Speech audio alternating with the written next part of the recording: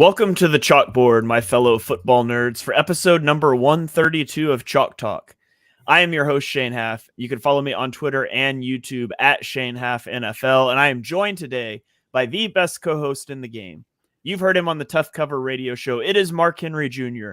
Give him a follow on Twitter at Mark Henry Jr. _ Mark, how are you doing today?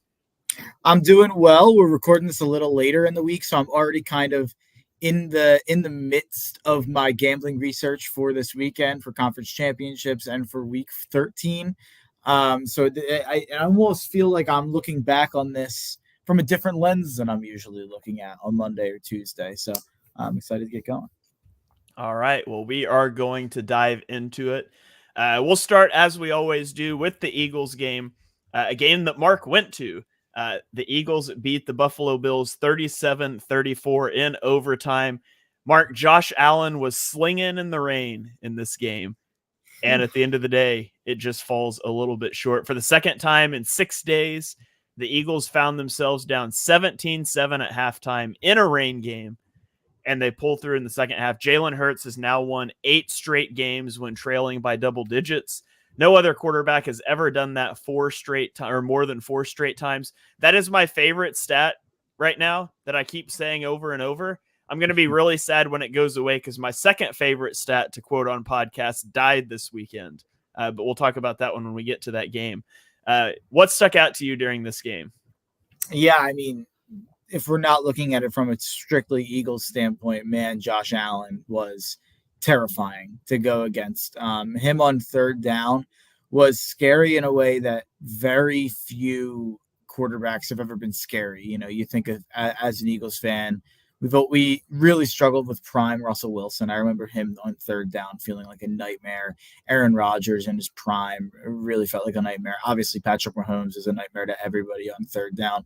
But this Josh Allen, this game from Josh Allen was next level. It was, no matter how far the third down was, you felt like he was going to go get it, whether it be with his legs or whether it be with a wide open guy over the middle or a throw he had to throw someone open. I thought he was fantastic in this game. So before I got into anything, because obviously we're going to focus on things from an Eagles standpoint, it is any slander coming at Josh Allen. And not that there's a ton of it, but there was a little bit like, oh, this is why Josh Allen, blah, blah, blah. And it's like, come on, man. He was incredible in this game. He was 29 for 51 for 339 yards, 2 touchdowns, ran for 81 yards and 2 touchdowns. The problem is he was going against the Philadelphia Eagles. I think the Buffalo Bills, the way that they played in that game, they probably would have beat 29 other teams in the NFL in their own house. But unfortunately, they were going up against the best team in the NFL. Yeah, Josh Allen was fantastic in this game. I just finished recording an episode of On the Shane Page with Johnny Page for BGN Radio. So if you're a Eagles fan, check that one out when it drops tomorrow, where we do our in-depth film review next week. But we just talked about when we looked at the Eagles defense, it was just like, I walked away from this game thinking the pass rush played phenomenally. Darius Slay and James Bradbury played their best games of the year. And they gave up 500 yards and 34 points because Josh Allen was just fantastic. He generated a touchdown of EPA as a scrambler. They were 11 of 18 on third and long. There's just not, you can't stop that at times. And it is a shame if the Buffalo Bills miss the playoffs. And right now their odds aren't very good because this team, can you imagine the Bills getting in as a 2 seed and all of a sudden the Jags just missed out on the 1 seed and they go from week 18, we lost the 1 seed to now we have to face the Bills in the first round of the playoffs and we might not even beat that game or beat them in that game. That's just might not even be favored. Yeah. Yeah. So the Buffalo Bills right now have a 14% chance to make the playoffs. They play the Chiefs, the Cowboys, or here's the remaining schedule: at the Chiefs versus the Cowboys, at the Chargers versus the Patriots, at the Dolphins. Now, they've already beaten the Dolphins. Chargers, Patriots should be wins, you would think. That if they win those 3 games, that gives them a 50% chance to make the playoffs, depending on what happens in Chiefs and Cowboys. So let's just say they lose to the Chiefs. they beat the Cowboys.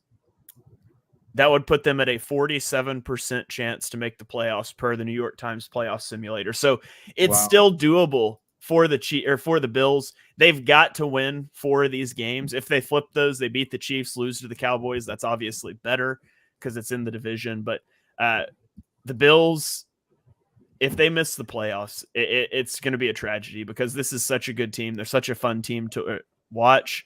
I am definitely going to be pulling for them to get in. Yeah. And then obviously we'll focus more on the other side of things. Whereas Jalen Hurts continues to not lose football games. And in that game, he opened up the car door and took a seat into the front seat of the MVP conversation. He's the front runner in terms of gambling odds now. Maybe he didn't throw for the amount of yards that the nerds would like. Maybe the noise affected score wasn't what the nerds would like. But he was at one point he threw 3 touchdown passes in 4 attempts. He was responsible for 5 touchdowns in this game, added 65 yards on the ground, obviously big rushing touchdown at the very end of the game, had a big run to set them up there. I mean, it's hard to mention anybody else but Jalen Hurts first and foremost, where you are never out of a football game when Jalen Hurts is your quarterback, and I guess when Jake Elliott's your kicker too. But when Jalen Hurts is your quarterback, if you're down 10, you really have to start adjusting how you feel, because in the stadium, down 17-7 and then again down 24-14, the vibes were low. I mean, even for me, I didn't have a whole ton of belief that they were going to come back in that game, especially with how Josh Allen looked on the other side of the ball. But Jalen Hurts made it happen. And obviously there were other plays that led to that. James Bradbury makes a huge interception, which I don't think takes too much away from what Josh Allen's day was. Zacchaeus makes the huge catch in the end zone, but it comes down to Jalen Hurts. Mm-hmm. Yeah, it's crazy. So the Eagles score on 5 of their final 6 possessions, 4 touchdowns and a field goal. The one that they didn't was a 3-and-out in the one possession where they actually had a lead. So they take a lead, they get a stop, immediately go 3-and-out. When it ends up in overtime, let's just be honest. The Eagles get the ball down 3. I was just, all right, this is going to overtime. I felt that. And they get down there. Jake Elliott hits a 59-yard field goal in a monsoon. Jake Elliott, by the way, has never missed a game-tying or go-ahead field goal in the final 2 minutes of regulation or overtime. Also, Jake Elliott has made 5% of all NFL field goals ever made over 59 yards. Fun stat for you there. He is the best kicker in Eagles history. It's not a debate. Sorry, David Akers. It's not a debate anymore. Great draft speech from David Akers, though. It is true. We do need Jake Elliott to make a draft speech, maybe to fully ice it. But phenomenal kick. You go into overtime, and when the Bills won the toss, I literally said to my wife, I said, good, because the Eagles need them to go kick a field goal. That's the only way they can trail in overtime, and thus the only way they'll win.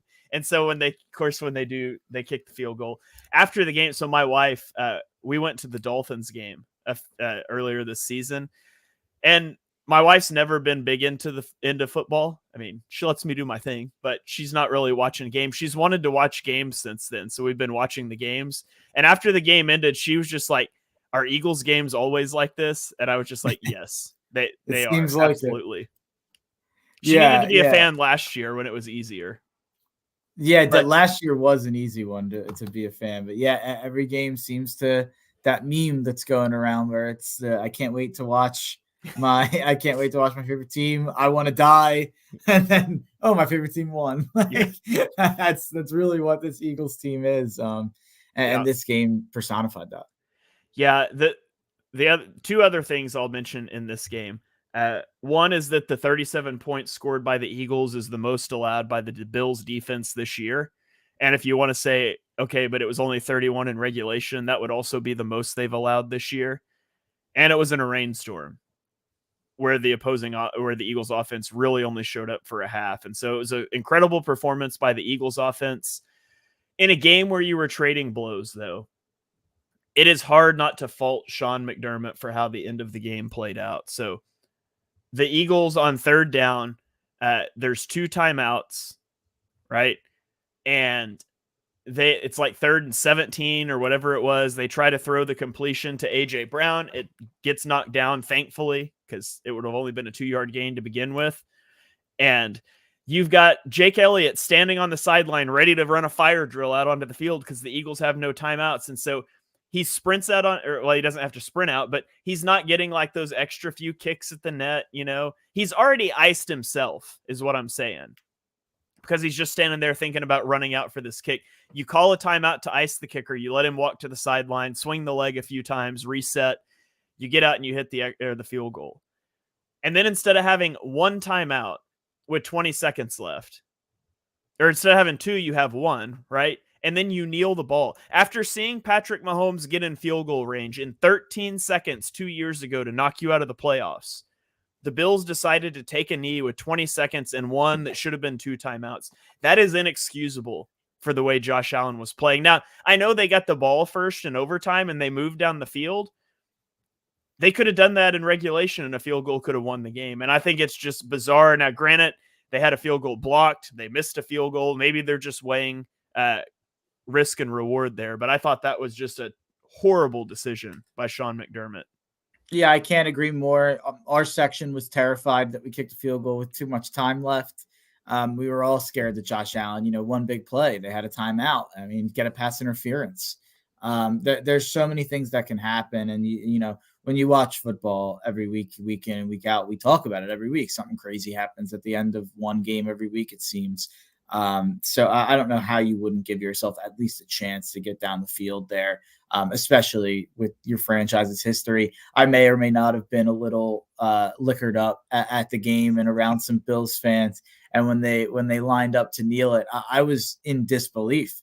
I just started yelling, well, at least, the Bills have never seen any game be decided by the last, 13 seconds of regulation. That's certainly something that's never happened in this franchise. So, yeah, it's incredible that they made the overtime. They complained and moaned for an entire offseason to get new overtime rules, and Josh Allen is 0-6 in his career in overtime.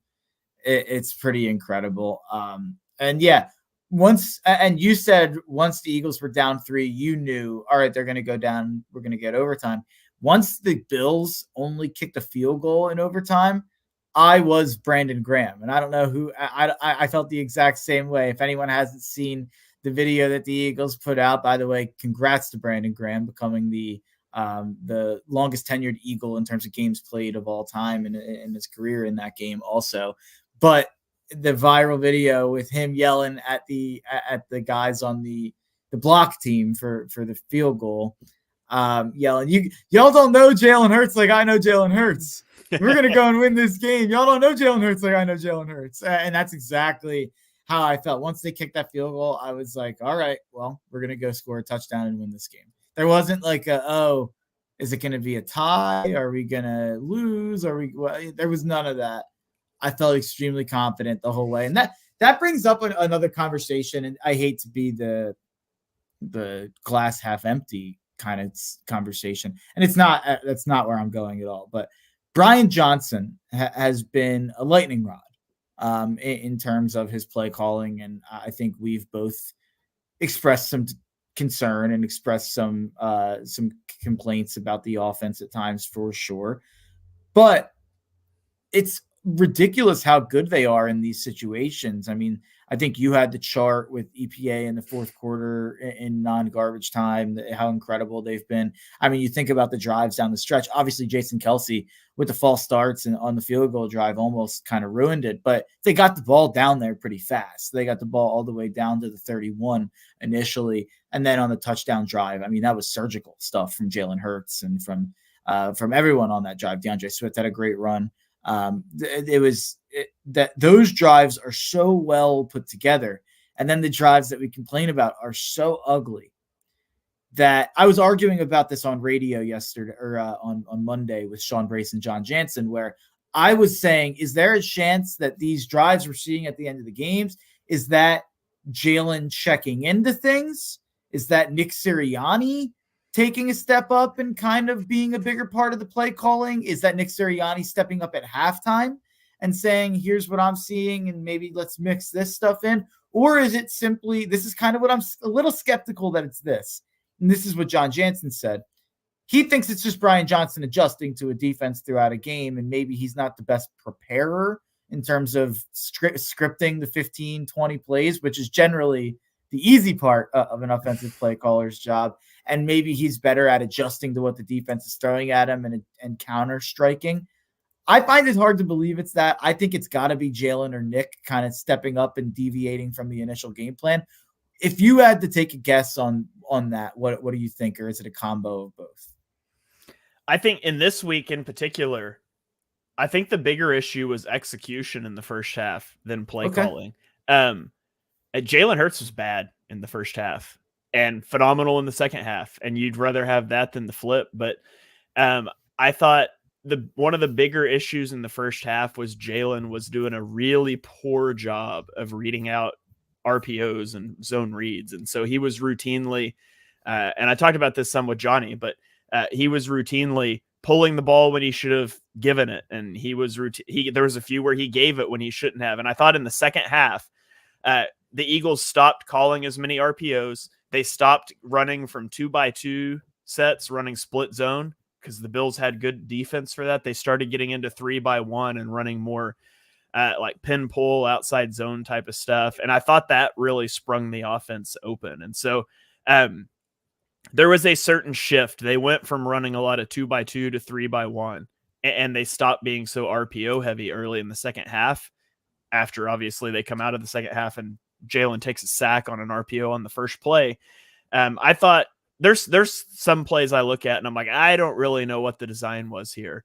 But there was a lot of also just poor execution, I felt like, in the first half, kind of across the board. Yeah, there was the thing where apparently Jalen may have checked into that run at the end for the touchdown, and Jalen checked in to the deep ball to Devontae last week. And Nick is Sirianni's pointing these things out, I think, to give Jalen credit. But obviously he's not going to point that out on the plays that aren't huge. There's a 10-yard pass over the middle that he's not going to point that out. I think it's a good thing if Jalen is seeing that stuff and checking into that stuff. I'm almost just curious how much more it's happening than we know. If it happened in those spots, which are huge spots in two big games, I wonder kind of how much freedom Jalen has to kind of check in and out of things in a way that I don't think he did in last year or the year before.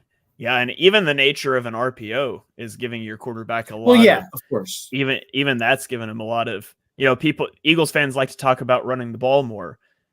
And that's one of my problems with RPOs, and we're getting way off in the weeds, more in depth on film stuff than normal here. But the Bills played a light box count on 72% of early downs. The problem with sometimes you just need to stick the ball in the belly of your back and go get yards, because the problem with running an RPO, you're leaving the defensive end unblocked to gain an advantage in the blocking. Well, if they're playing a light box, you already have that advantage. And so by running an RPO and leaving that guy unblocked, what you're allowing him to do is dive on the running back. And that forces you to pull the ball and throw it against a light box. So you're letting the defense stop the run while devoting more people to coverage. And that was happening in the first half. The Bills were sitting in light boxes. The Eagles were running RPOs, and the Bills were forcing them with how their defensive end played to throw it into those light box counts. And so it was the worst of both worlds for the Eagles, best of both worlds for the Bills, because, it's hard to stop the Eagles rushing attack from a neutral box, much less a light box. But sometimes calling RPOs allows that to happen. And that's one of the things I thought they did a good job of getting out of in the second half. They went away from those RPOs and just started running the ball. And they started using DeAndre Swift, which don't know why he didn't have a carry in the first half. It's not like Gainwell and if you look at Gainwell and Scott's numbers, it's not like they got a ton of carries, honestly. I think they got 4 between them, and I actually think it was for like 33 yards combined. So it's not like they did a terrible job, but it is just weird that DeAndre Swift didn't really get a chance in the first half at all. And then in the second half, he was used as such a feature back. I think Swift, Kyle Brandt said it on Good Morning Football, no one's cutting harder in the NFL than DeAndre Swift. I mean, the runs that he has and the one he had at the end of the game where he's just making guys miss and cutting on a dime it's crazy to have kind of what he brings to the offense. And you're kind of seeing more of it without Goddard, I feel like. Not that he was a huge part of the passing game. He did get he got one catch for 4 yards, and it was a first down. I remember it was kind of I think it was a third down pickup. But yeah, I think DeAndre Swift is going to be an absolute weapon come playoff time, and I hope it's something they start using a little bit more in the passing game. Yeah. All right. Are you ready to move on to Thanksgiving games? I guess I don't know if we'll touch on it later, but just do you want to touch on the whole? It's not even about this game as much. I mean, I guess it is, but just the narrative around the Eagles being that they're lucky. Obviously, coming up this week in San Fran, they are a home underdog with plus 3 points. The gambling community has really come out against the Eagles. It seems like, which is funny because I think there's like 9-2 against the spread. So you'd think they would like them. But a lot of the gambling community, very stats-based, very analytics-based, pointing at these charts, pointing at DVOA, pointing at all these things that suggest that the Eagles aren't as good as their record. What's kind of your main rebuttal to that? Yeah, I mean, if you look at the NFL schedule, the Eagles are at 10-1, and then there are 8 teams with 3 losses, and 3 of those teams the Eagles played and beat. They won't play the Ravens, who I think are maybe the second best team in the NFL. The Lions are kind of trending in a bad direction, which we'll talk about. And then you've got the Jaguars. And there's a reason you play the games. Like these advanced stats and things, they should help you understand what's happening. They shouldn't set the narrative of what's happening. And the Eagles in back-to-back weeks have beaten the Chiefs on the road, and they've beaten the Bills. And I don't care that it's by 1 score. They're winning games. And there's luck elements in every football game. And there's also an element of making your own luck. And if the Eagles played the Bills 10 times, would they beat them all 10 times? They wouldn't. But the Eagles are 10-1 for a reason. And I think some of the point differential stuff gets blown out of proportion a little bit because you look at the early season when the Eagles were adjusting to 2 new coordinators and they were very inefficient in the red zone. And so, yeah, they didn't blow out a lot of teams early in the year when they faced the easier part of their schedule. But what they did do was just continue winning football games. And now they're playing these good teams and they are winning. And so I don't care. This weekend is going to be a huge game. I'll be interested to see what the discourse is if the Eagles beat the 49ers. I would assume it would have to change a little bit at that point. But the Eagles are 10-1, and their schedule hasn't been easy. Like before they entered this stretch, I think it was ESPN Analytics had the Eagles losing 4 straight games. They've won 3 of those 4. So you go beat the 49ers and there's no more discussion. And you got a 95% chance at the 1 seed. If you lose, then you got to go beat the Cowboys. And this is a concerning game because you're playing the 49ers coming off of a longer week. You're coming off of a short week game that went into overtime. They're coming off 3 extra days rest. And all of a sudden you might be missing a second linebacker due to injury for the game. And that's not good against a team in the 49ers that runs a lot of heavy personnel, but it's the Eagles. And the way they've played, I feel really confident they're at least going to stick in it. So we'll see what happens this weekend. Yeah, and the big news we're obviously waiting on with Lane, with Dallas Goedert, with Fletch. Is there any update on any of those? Or I think they're all kind of up in the air at this point. I think it can't be forgotten that the Eagles won the last 2 weeks without Dallas Goedert. They won against Buffalo without Lane Johnson and Dallas Goedert while Fletch got hurt early in that game. I just think that if the Eagles would have played the Cowboys schedule, I think there's a good chance they would have been able to build up their DVOA numbers because they would have been pressed more against bad teams. Mm-hmm. But, the fact that all these betting adjusted lines, these betting adjusted graphs, ranking teams, and they want to say that the Cowboys are the second best team in the NFL to the 49ers. What happened when the Cowboys and 49ers played? The Cowboys lost by $1 billion. Mm-hmm. We're saying that's the second best team in the NFL. And I know one result doesn't dictate everything, but let's be realistic about things. And I actually do think that the Cowboys are a top 5 team in the NFL, but to have them definitively ahead of teams like the Chiefs and the Eagles is just crazy to me. But by the way, breaking news, Shaq Leonard will be taking time to think on it and make a decision over the weekend between the Eagles and Cowboys. Why wouldn't you want to get here faster? Come on, Shaq. Come on. Yeah. Injury news. Lane Johnson's expected to play. Zach Cunningham is expected to be out. And then I haven't heard anything on Fletcher Cox yet. Dallas Goedert's pushing to play. That Cunningham loss is huge, though. Not a preview pod, but that Cunningham loss is huge against 49ers. Yeah, for sure. So, all right. Anything else you want to say on that? Or are you ready to go on to Thanksgiving? Nope, ready to go. All right, we're going to hop into the 3 Thanksgiving and 1 Black Friday game, and we're going to do these 1-minute drill style. Because these games were so long ago, it's a little bit of old news, and we're going to kind of speed through these to get into the rest of the meat of the show. So, Mark, you are up first. As I try to set my screen share here, you're going to be up first, and I'll put you on the clock for Packers Lions. T-minus 1 minute. Thanksgiving tradition, unlike any other, the Lions lose. We all thought it might be different this year. The Lions were 8-2 going into the game. I mean, last week on the show, I said that they were the number 1 contender in terms of taking the bye away from the Eagles. But the Green Bay Packers did the Eagles and the Niners or the Cowboys, whoever you want to say is going to vie for that top spot, a big-time favor by taking care of Detroit on the road. They won by 7. The score didn't feel that close to me. This is just one of those games that confirms that Green Bay's a lot better than we thought they were over the last, month or so before they've started winning games, and that Detroit is not ready for prime time. The defense just isn't good enough, and you saw the return of Jared Goff on the fritz, throwing picks, fumbling the ball. He looked like the version of the guy that Sean McVay thought, I have to get rid of this guy. And the Lions, it was a fun story. It was cute. I think it's over. All right, there you go. One thing I do want to add on this game, you mentioned the defense. Since week 7, Detroit ranks 32nd in both defensive EPA and defensive success rate. So this is certainly a team that is headed in the wrong direction. Yeah, and when I say it's over for them, I really just mean like they can't compete for a real way.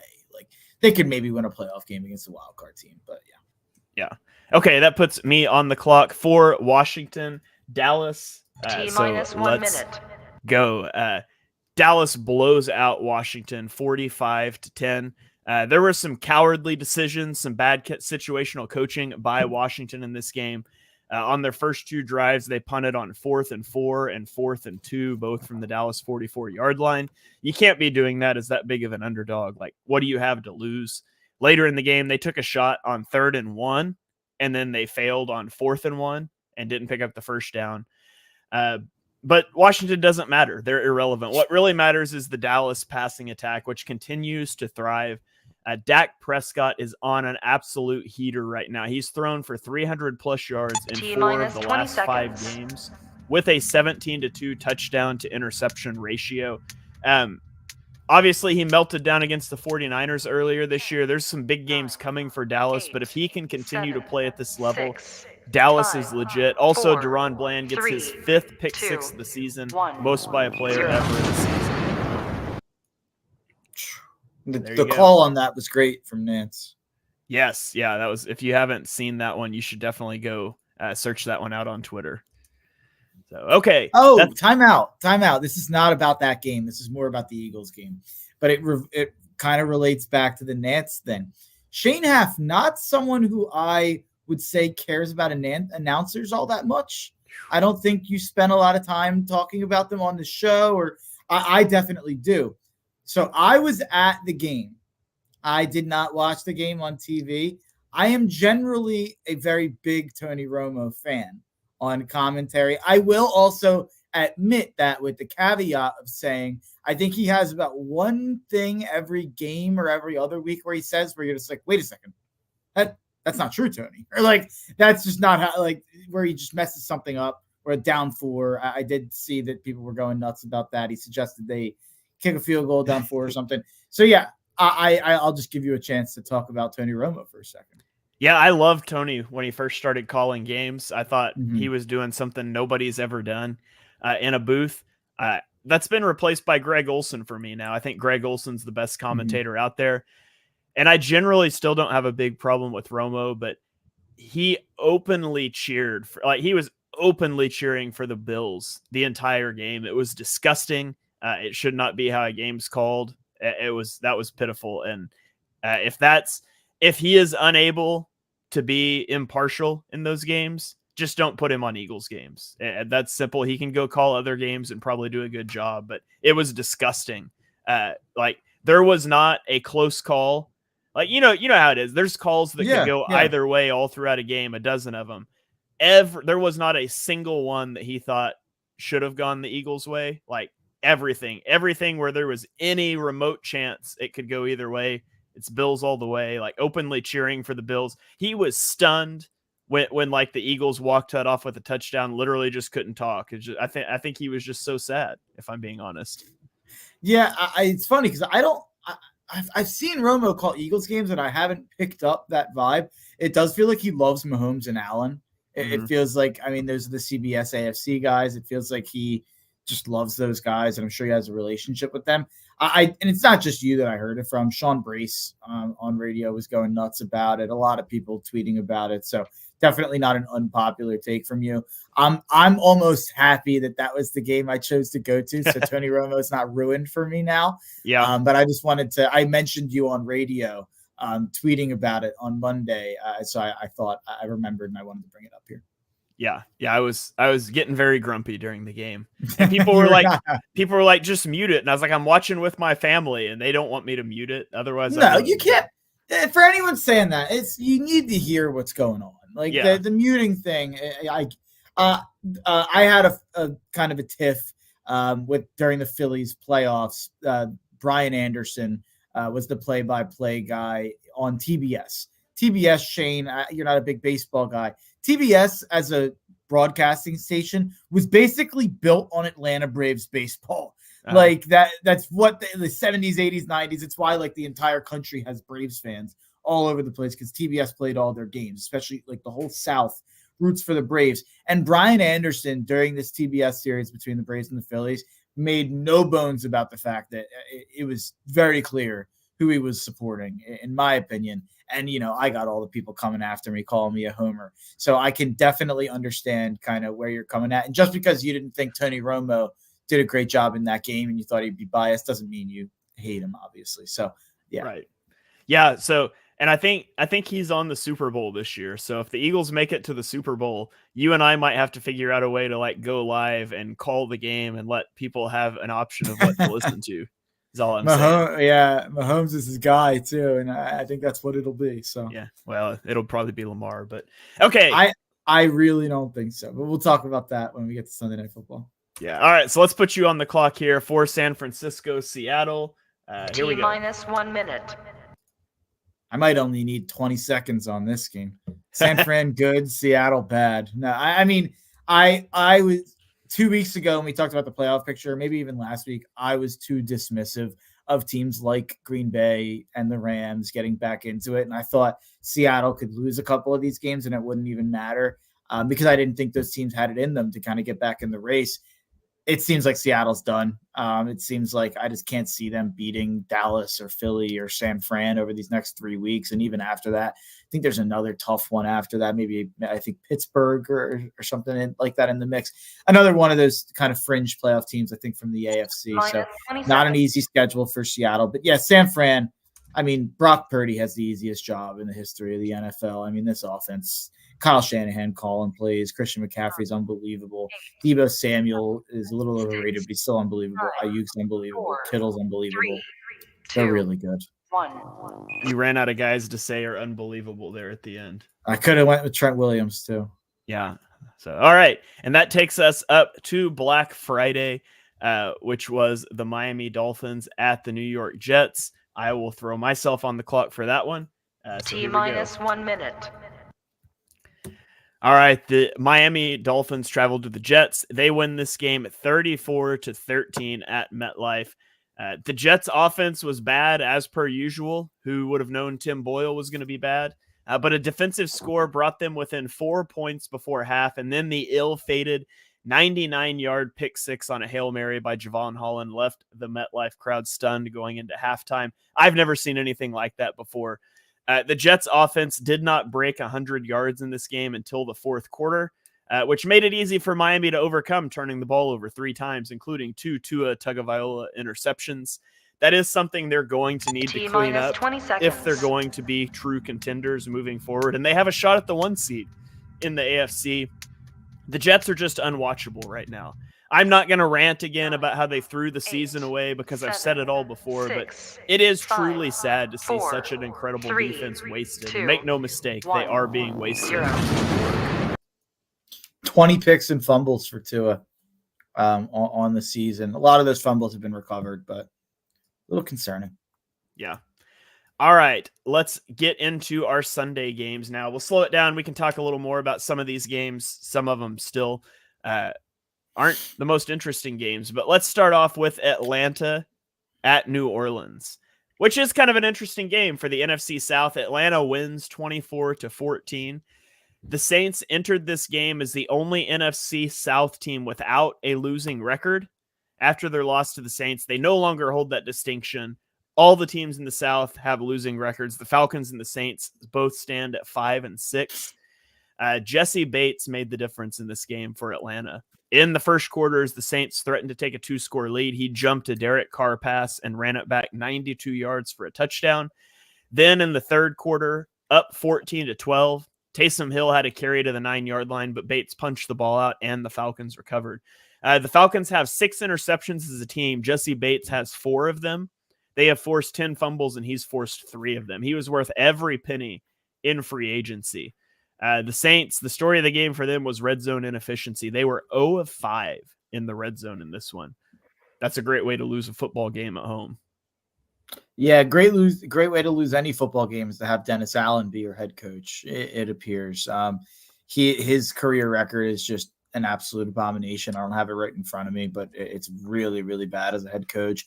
And there's a lot of players on the Saints kind of sending out some subtweets, liking some tweets on Twitter relating to Dennis Allen. I guess Dennis Allen, if you watch his press conference, the one I watched around the NFL today and they played it, Dennis Allen has a tendency to say, we have to be better.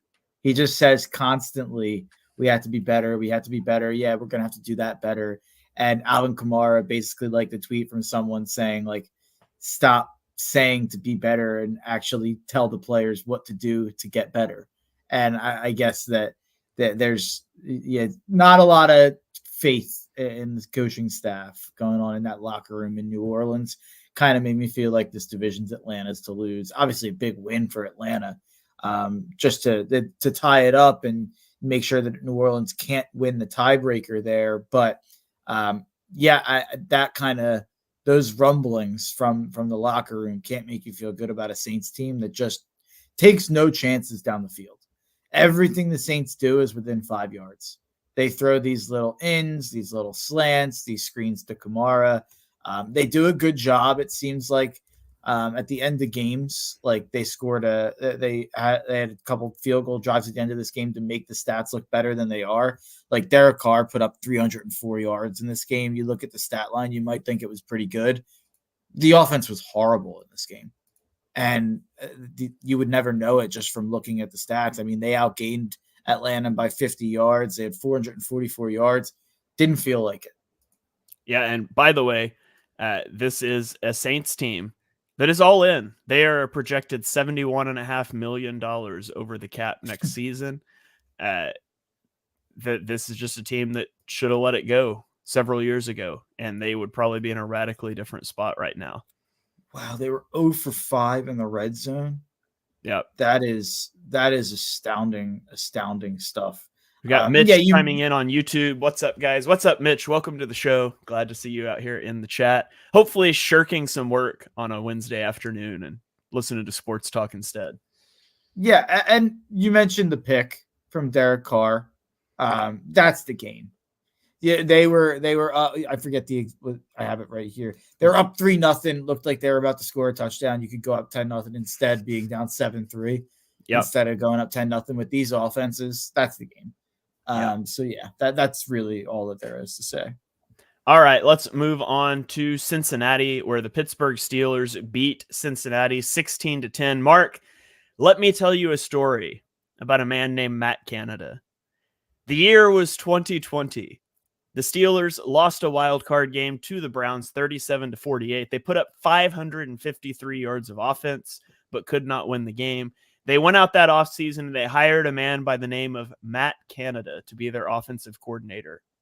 And for the next 1,051 days, he would coach 45 games for the Steelers, and never once would they reach the pinnacle of 400 offensive yards. In that time, offenses had 333 such performances in the NFL, but the Steelers had 0. Well, unfortunately, last week, the time had come for Matt Canada. He was fired by the Steelers, and in the first game without him, the Steelers found the Cantidote. They put up 400 yards of offense in a win over the Bengals. That is my second favorite stat that I can no longer use. So hopefully the Jalen Hurts one lives forever. Pittsburgh had 6 plays of 20-plus yards in this game, 4 passes and 2 runs. They still had issues finishing drives. They went 1 of 4 in the red zone, but they moved the ball between the 20s well. I thought they let Pickett push the ball downfield and over the middle of the field more. There's still instances with Pickett where he's late. He's a hitch late, and that causes some issues, but hopefully he can work that out. On the Bengals side, the Bengals offense was just stuck in the mud without Joe Burrow. We said their season was over a week ago, and that's true. Joe Mixon couldn't run the ball, 16 yards on 8 carries. TJ Watt had 2 sacks and 4 pressures. Watt now has 91 sacks, so he joined Reggie White as the only player with over 90 sacks in their first 100 games, as the Steelers held Cincinnati to only 10 first downs and 25 rushing yards. So that concludes the story of Matt Canada. Mark, what did you see in this one? Yeah, I thought this was one of the better games I've ever seen Kenny Pickett play. This is kind of what I had in mind with Kenny Pickett. And was it perfect? No. But he pushed it down the field, like you said, and it wasn't all sideways. It was finally somewhat resembling a modern NFL offense, which is really all you can ask for.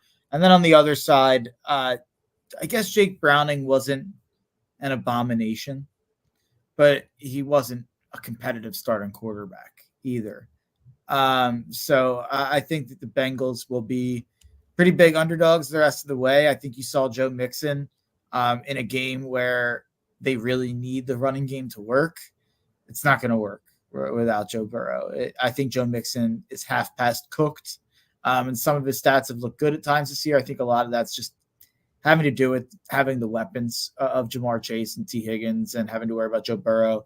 I think, yeah, I mean, we said it last week, but the Bengals season's over. Yeah.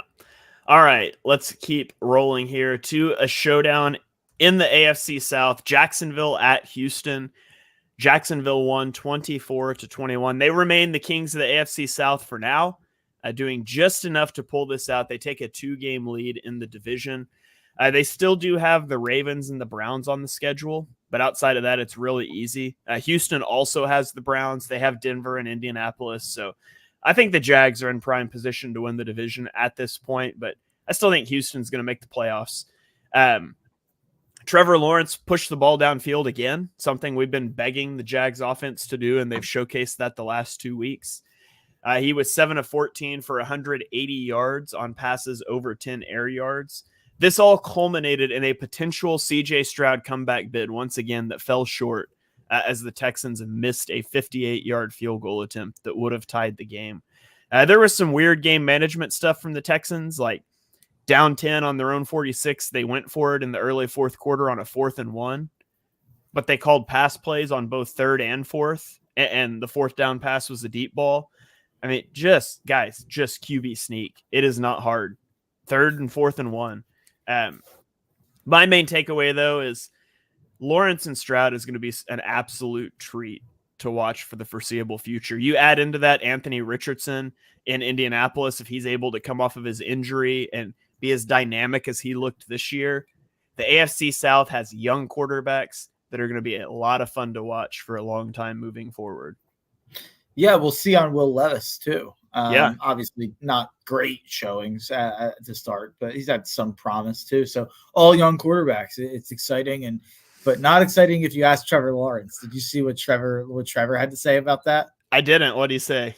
They asked him, like, are you excited to kind of play CJ Stroud for the next however many years? And it seems like that's going to be a really fun rivalry in the division and play a lot of primetime games against each other. And he was like, no, I'd prefer for the teams in the division to be as bad as possible. He's like, I'm not excited about it. He's like, CJ's great. We all know that. He's like, nobody knows more than me how hard it is to be good as a rookie. But yeah, I wish he was on another team. Like it was pretty great from Trevor, but not a guy who says a lot of interesting things. I don't think. Like, he's pretty buttoned up, but I thought that was funny. But hitting back on the point that from last week that I had about the Jags offense played really well in this game. Trevor Lawrence played really well in this game. What's the common denominator, Shane, in the Jags and Trevor Lawrence and the offense playing well? Pushing the ball downfield. Oh, you froze.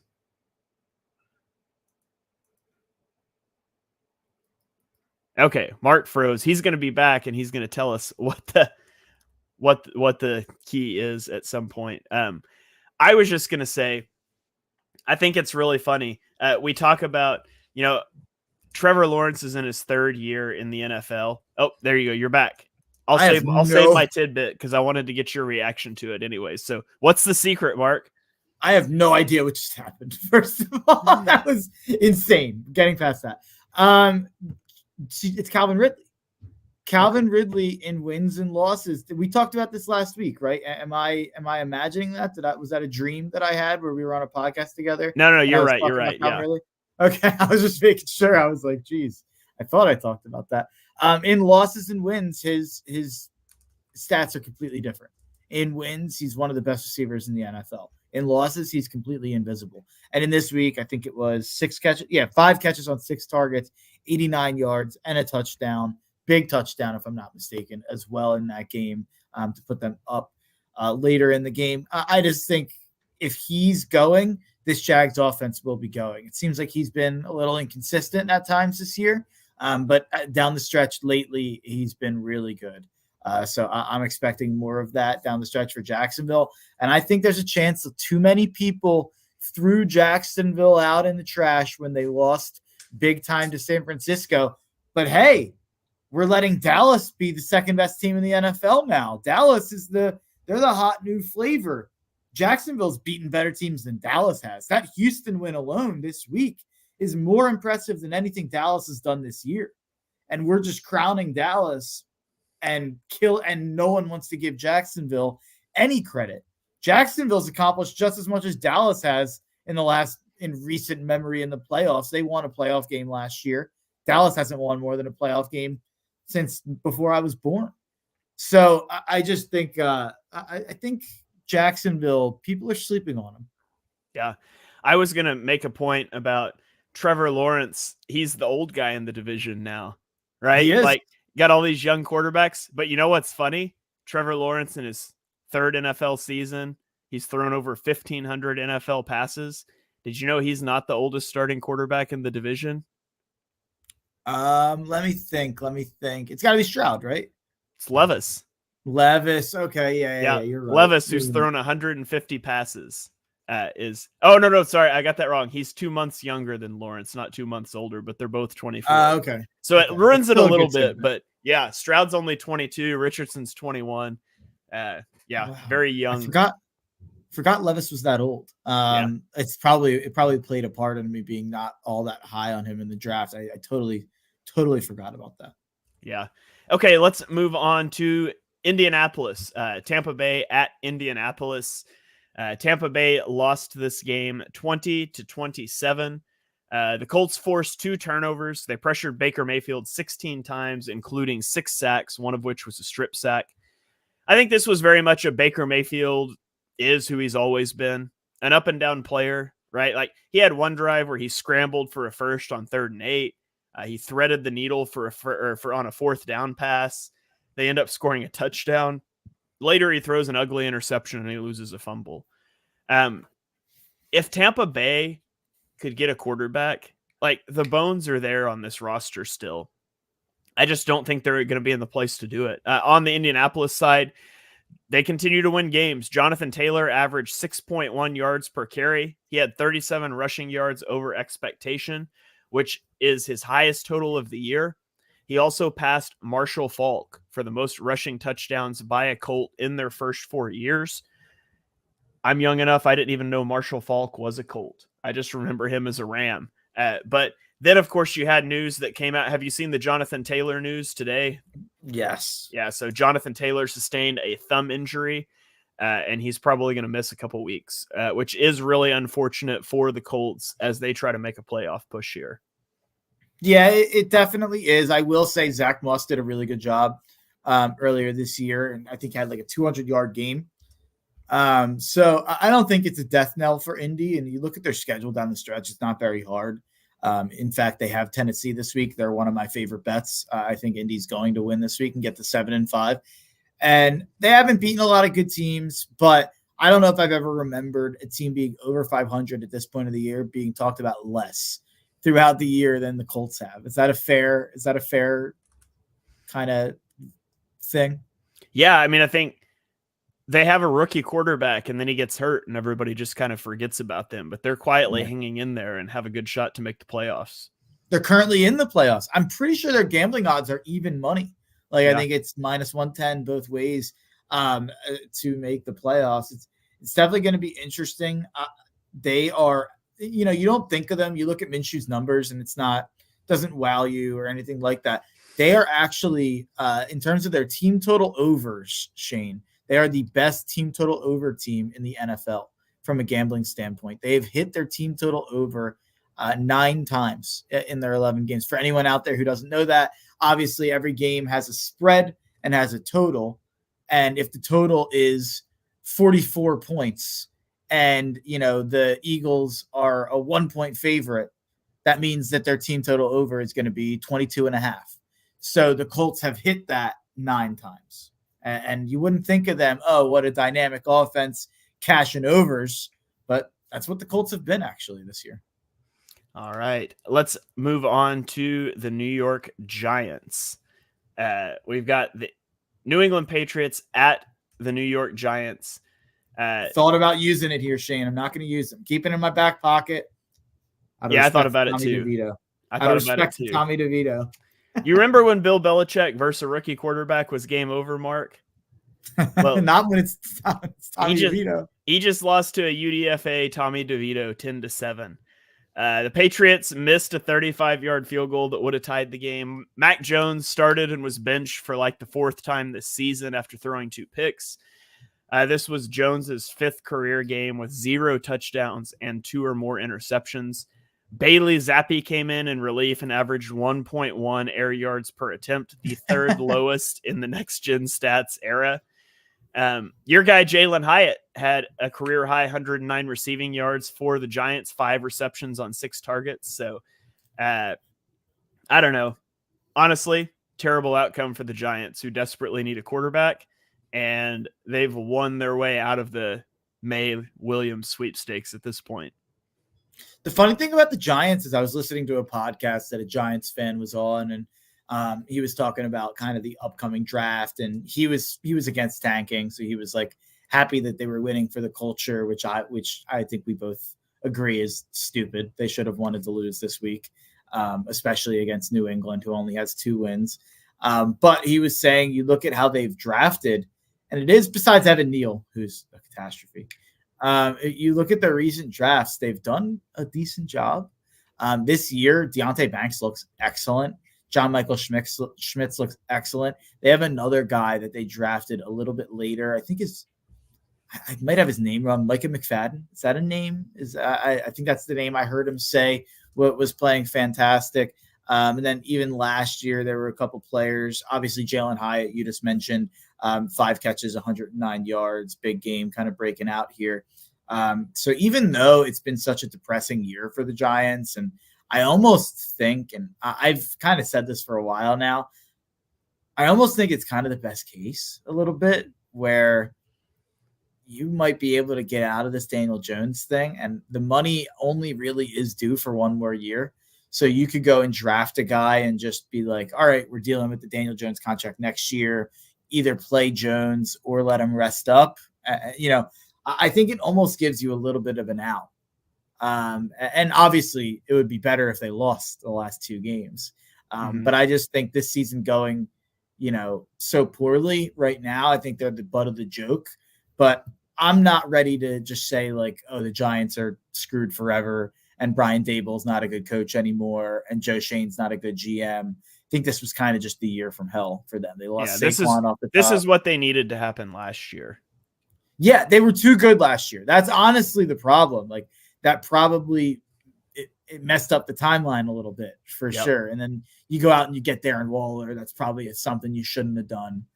Trading a draft pick for that. And it almost forced you to go and make a couple of decisions to try and compete with a team that was nowhere near ready to compete.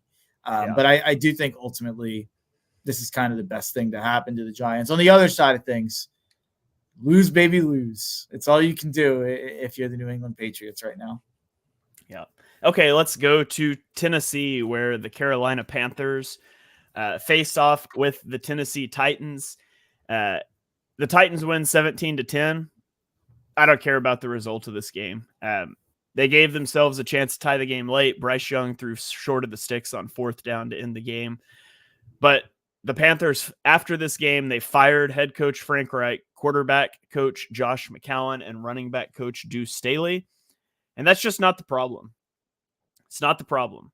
The problem is a bottom 3 roster in the NFL. You gave up way too much to move up to number 1 to take QB3 in the draft. And it's just the real issue. The real issue is David Tepper, David Tepper comes into the league and, you hire Matt Rule and you fire Matt Rule, and Matt Rule was a bad hire to begin with. And then you hire Frank Reich and you fire Frank Reich 11 games later, because he couldn't make Bryce Young look good. A quarterback there was a lot of questions about being able to translate his play to the NFL. So you should be firing your GM, except there's all kinds of reporting about David Tepper was very adamant that he wanted Bryce Young. The best owners are the ones that write the checks and stay out of the draft room. And he didn't do that. And this franchise is going to pay the price for it for years to come. And ironically, not only did they pass on CJ Stroud to take Bryce Young, they traded what's going to be the number 1 overall pick this year to go get him. So essentially, they gave up Caleb Williams and CJ Stroud to go get Bryce Young. And I'm not even saying Bryce Young can't ever be the guy. The guy doesn't have a chance. They have no weapons. Their offensive line's a disaster, and he's a guy that needs a very specific set of circumstances to thrive. I've got a friend that's a Panthers fan, and he was asking me, like, what's the solution for the Panthers? And I was like, the solution is to draft 3 offensive linemen and pray that Bryce Young develops, because another year like this will ruin Bryce Young. They've got to keep him upright. They've got to keep him healthy, and they got to get somebody in there that can work with him. But changing head coaches every 11 games, that's not going to do it. The Panthers, I would rather be a Giants fan than a Panthers fan right now for looking at what the future holds. I'd rather be a Patriot. There's not an organization that comes to mind right now that is in a more depressing state than the Panthers. No, absolutely not. Panthers are absolutely number 1 on that power rankings. They messed up the Bryce Young Stroud thing. I messed it up. I thought Bryce Young was the pick. Plenty of people out there did. I don't think they gave up too much, just relative to what you have to give up to move up the amount of picks they did. They just picked the wrong guy. Right. They went up, and if they picked Stroud, it would have been an incredible trade, in my opinion, to give up more instead of extra first-round picks. I still think that was the smart thing to do, but it ultimately did screw your guy out of having a competent receiver as well. So, yeah, it's a mess. Tepper is a disaster. He's since Daniel Snyder sold, he's become clearly the worst owner in the sport. I don't even know if you know this. He spent like millions upon millions, maybe even hundreds of millions to try to build a practice facility for the Panthers in West Virginia. And it's just been like a disaster, and it like hasn't been finished. And it like is just like abandoned right now in the middle of West Virginia. This guy's just a disaster. I don't know how he made the money he made in his businesses in his real life, because man, he has no idea how to run a football team. This is the Elon Musk of the NFL. What team is Elon going to buy, you think? The Panthers, maybe. I don't know. Oh, man. All right. Let's get into the Sunday afternoon games. We'll go Los Angeles Rams at the Arizona Cardinals. Mark, I'm going to throw my 1 minute warning or my 1 minute flag on you here. So I was even thinking about it. T-minus 1 minute. This is just one of I have a segment on my show. I don't know if I think Shane doesn't watch It's Always Sunny in Philadelphia, but I have a segment on my radio show called the Donkey Brains of the Week. Who has donkey brains? Who did something worthy of having donkey brains? Me having the Arizona Cardinals as my best bet of the week was me having donkey brains. I loved Arizona +3. Kyler had covered his first 2 games back. I thought I was getting a little bit of a discount. Maybe the Cardinals were better than they'd been. Nope. The Rams absolutely smacked them. They were up 8-7 in this game, Arizona. And then after that, the Rams outscored them 30-6 for the rest of the game. The one nice thing for me, my guy, Notre Dame running back, Kyren Williams, looks like a bona fide stud at the NFL level. And he looked like this before his injury. I was a little worried he'd come back, wouldn't look the same.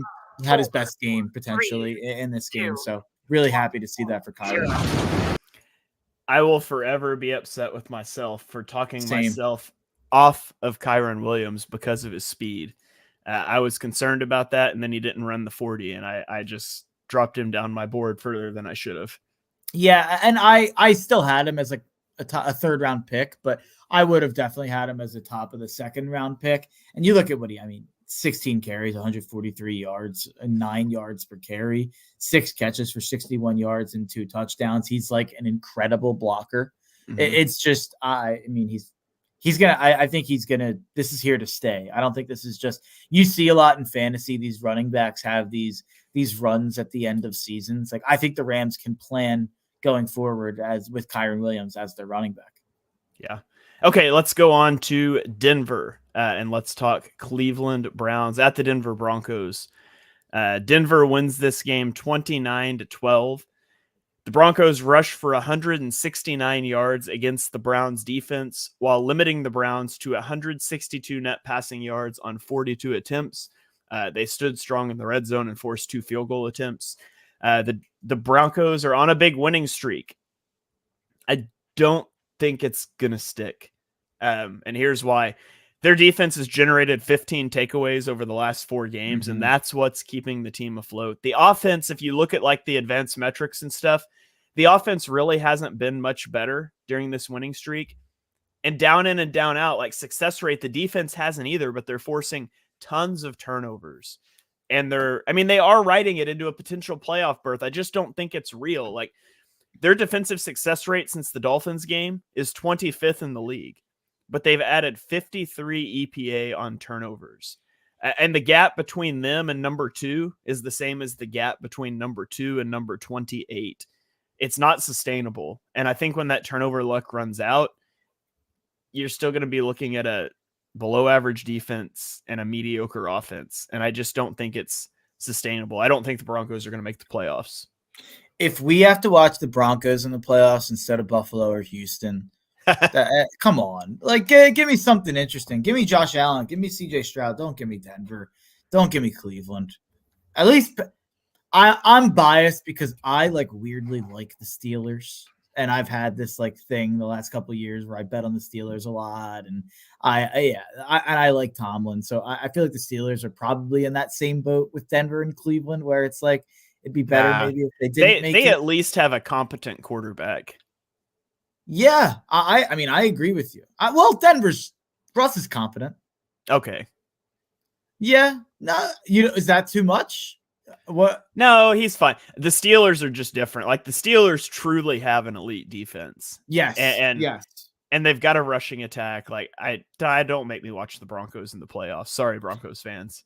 Yeah, and this Cleveland, looking at the other side here, Cleveland is.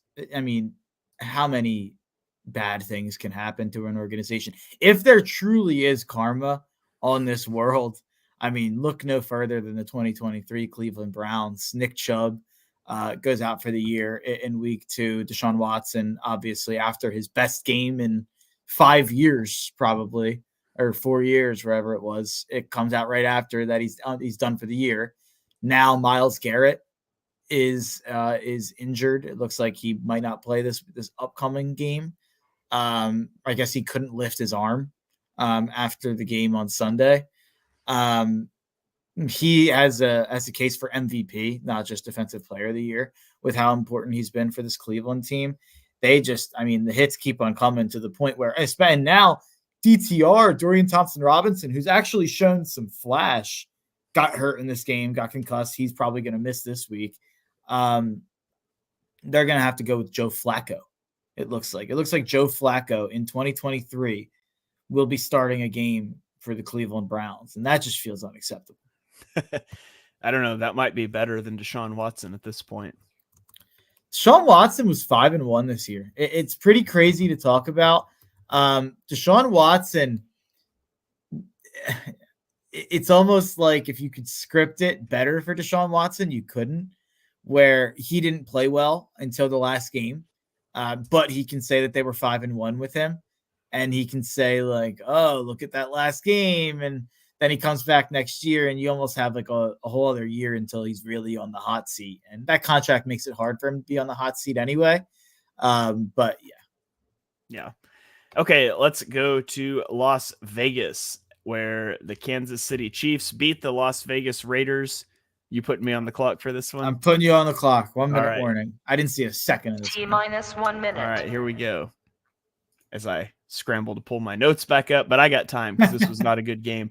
Kansas City found themselves down 14-0 early after generating only 13 yards on their first 2 drives, but then they went on back-to-back 70-plus yard touchdown drives to take the lead, and they never looked back. Travis Kelce had 91 yards, and he topped 11,000 career yards. He's the only player in Chiefs history to hit that mark and the fastest tight end to the mark in NFL history. Rashee Rice had 107 yards and a touchdown. Rashee Rice is going to be huge moving forward. The Chiefs need to have him ready by the playoffs, a guy that you can trust in addition to Travis Kelce for reasons we saw last week against the Eagles. The Chiefs defense allowed only 113 yards in the second half, and they held Josh Jacobs to 16 yards on 8 carries. It was a fun story getting the interim head coach boost. The Raiders just need to rebuild. They're not there yet. 0. All right. So that brings us to Sunday Night Football. And on Sunday Night Football, we have the Baltimore Ravens against the Los Angeles Chargers. The Ravens win this game 20-10. Los Angeles opened the game with a field goal drive, and that was honestly as good as this game got. They turned the ball over 4 times against the vaunted Ravens defense. Keenan Allen, Austin Eckler, Justin Herbert each had a fumble in this game. And Baltimore wasn't firing on all cylinders either, but they doubled up the Chargers. They tried a field goal on 4th and 1 from the 26, and Justin Tucker missed it, which seems like karma when you try a field goal on 4th and 1. But Zay Flowers ripped off a 37-yard touchdown on a jet sweep to seal the game for Baltimore. And in this game, Lamar Jackson officially topped 5,000 career rushing yards, becoming the 4th quarterback to ever do that. Mark, can you name the other 3 quarterbacks? What was the stat? How many rushing yards? 5,000 career rushing yards as a quarterback. Vic. Yep. 5,000 career. Randall? Nope. More recent. Yeah. This is tough. I feel like I'm going to make a terrible guess here. It's tough because all the guys I'm thinking, like Cam probably didn't get there, right? He did get there. Cam's okay. Cam second got one. there. And then one other one. Give me the third. He's currently an active NFL player. And we've already talked about him on this podcast. It's not Jalen. Russell Wilson. Yeah. Oh, wow. He had that much rushing yards? Yeah. Yeah. That's shocking to me. Wow. 5,000? Yep. Wow. I have to go back and look because I guess I'm just so used to now like current Russell Wilson that Right. the thought of him running that much like shocks me. Yeah. Yeah. Wow. He has 5,232 yards in his career.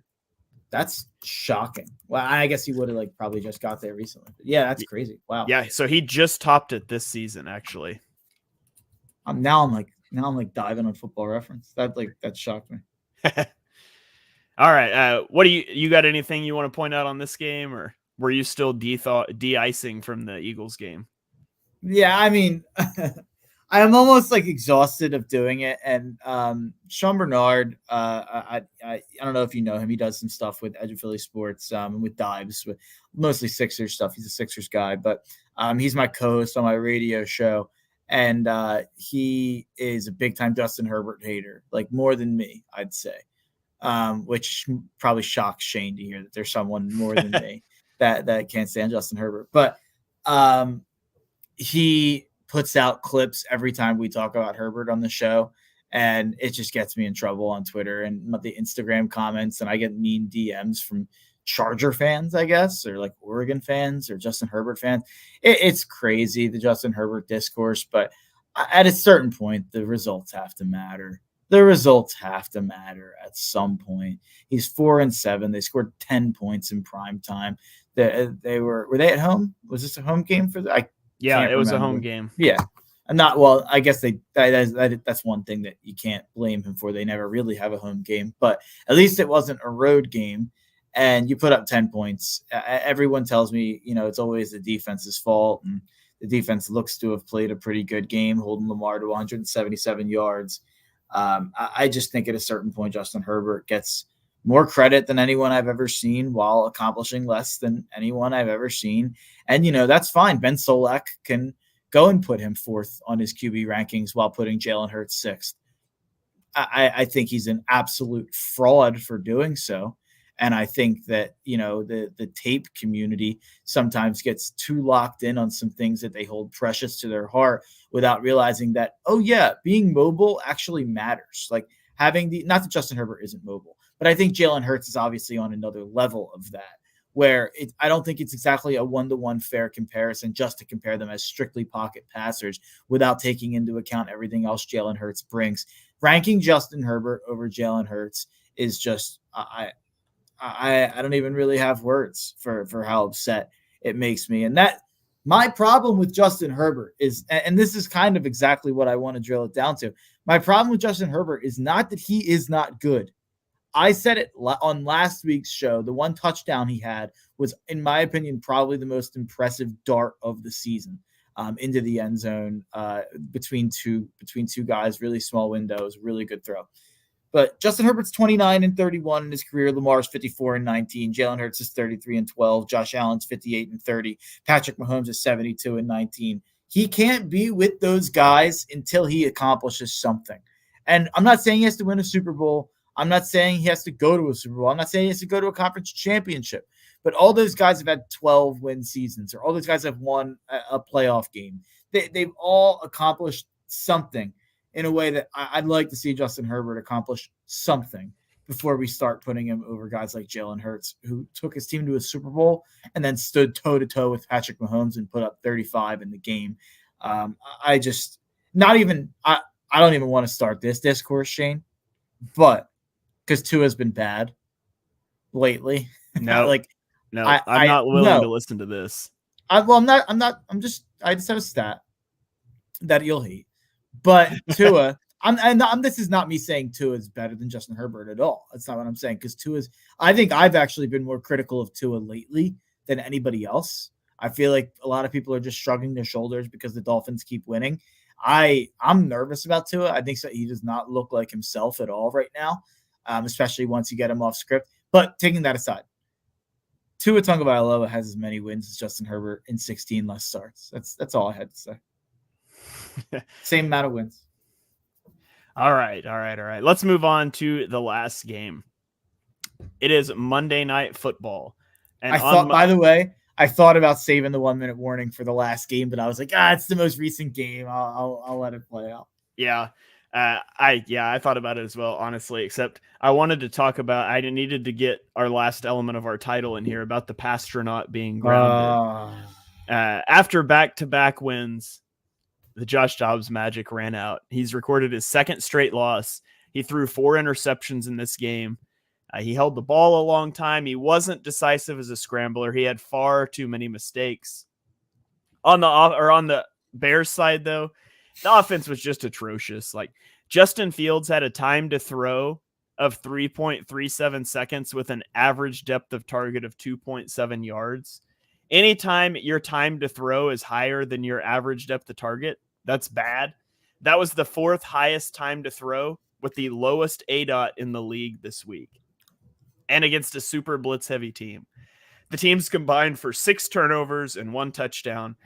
The touchdown was scored by the losing team. This Bears win is the first win this season by a team who failed to score a touchdown, which is just truly mind-blowing stuff.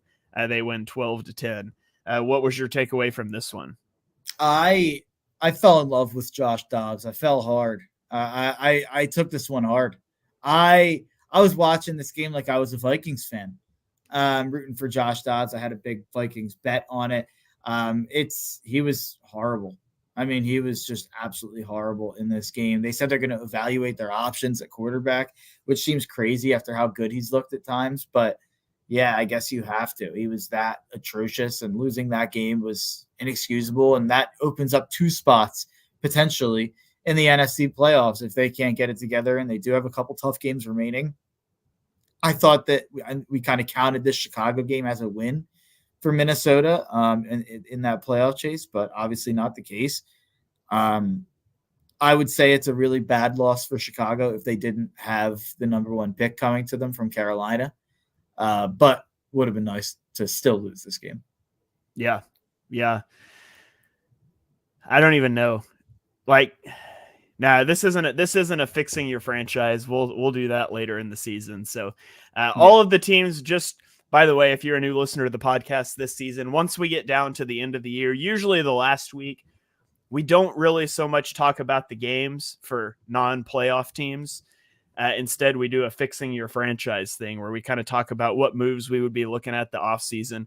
We'll save that for Chicago. We're going to get there. We'll do a lot of content into the offseason as well. So you guys can stay tuned for that. We'll throw it to our final thoughts here. Mark, I kind of want to cancel a team. And okay. You know what that means? That they're going to win next week? They're going to win next week. Yeah. But the problem is, like, the teams I want to cancel might still make the playoffs. Like, I want to cancel the Jets because they're just atrocious, but Aaron Rodgers is maybe going to come back in a week or 2, and then that's going to look bad. So I'm just going to play it safe here, and I haven't canceled this team yet. I'm going to cancel the Raiders. The Raiders, like, post-fire Josh McDaniels bump was fun. Raiders, do yourself a favor and lose out. Just lose some more football games. Stop winning. They should have just kept Josh McDaniels for the year, so they would have had the number 1 pick. They made a mistake. It's not very often I'll say firing Josh McDaniels was a mistake. They should have just wait till the offseason and secure that number 1 pick. So Raiders fans, for the good of your franchise, I'm canceling you. Stop winning football games, please. Yeah, no, it's a fair criticism. They need to figure out quarterback badly. All right. Any final thoughts that you got for us, Mark? Just my picks for the week. Just my look ahead picks. Let me pull them up right here. I like the Colts, like I mentioned, money line at the Titans. I like the Colts team total over 21.5. I like the Dolphins minus 9.5 at the Commanders. I like the Panthers plus 5.5 at the Bucks. That's a dead coach bounce game, fired coach revenge game there for Carolina. I like Jalen Hurts anytime touchdown, which opened at plus 103 on ESPN Bet, which is just, I don't know how it goes from minus 160 one week. He scores twice, and then it's plus 103 the next week. I don't know how that makes sense. Then give me the Eagles plus 3, which is also a travesty. Give me the under at 40 in Browns Rams. If Joe Flacco's playing, that's going to be a hammer play. Give me an under anytime Joe Flacco's playing. And then a teaser of the Dolphins, Chiefs, and Jags this week. That's what I'll be looking at. All right, there you guys have it. You can check out Mark's show on Saturday, the Tough Cover Radio Show. He's going to get into all kinds of college football stuff. He's going to get into bets and things as we get closer to the game. But those are his look-ahead bets. Thank you guys for joining us for episode 132 of Chalk Talk. If you enjoy what you heard on the show, and we know that you do, smash that subscribe button, turn on notifications so you don't miss our next episode. Drop us a 5-star rating and review wherever you stream our podcast. That helps us get it out there to more people. You can follow me on Twitter and YouTube at Shane Half NFL. You can follow Mark on Twitter at Mark Henry Jr. We will catch you guys next time.